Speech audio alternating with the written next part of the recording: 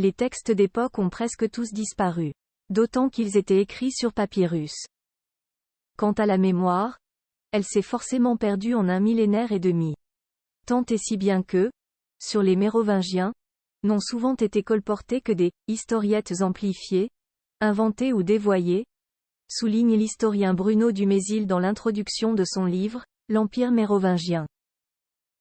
5e, 8e siècle, paru en septembre dernier aux éditions Passé, composé, en vente au tarif de 23 €.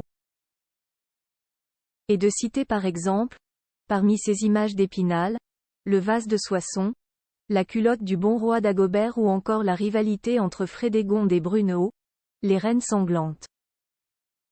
Publicité. Leurs contemporains avaient une haute idée des souverains mérovingiens, aussi ce normalien, agrégé d'histoire et docteur d'histoire médiévale, qui enseigne à la Sorbonne, a-t-il souhaité, par cet ouvrage, remettre les choses au point sur cette dynastie qui dirigea durant 300 ans un vaste territoire en Europe. Avant le temps de la mémoire oublieuse, il y eut pourtant une famille qui occupa le trône des Francs entre les environs des années 450 et 751. 3 siècles, c'est plus que toutes les autres dynasties, à l'exception des Capétiens. En outre, les contemporains avaient une haute idée de leur roi, assure-t-il. Au fil des 352 pages de ce livre, l'auteur se penche sur la création de cet empire informel et de sa pérennité, sur la base de l'ensemble de la documentation existante.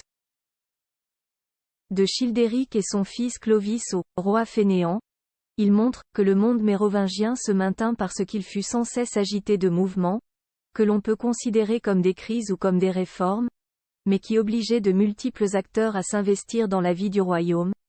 Institutions, relations avec le roi, identité présente ou passée, tout pouvait être discuté ou reformulé.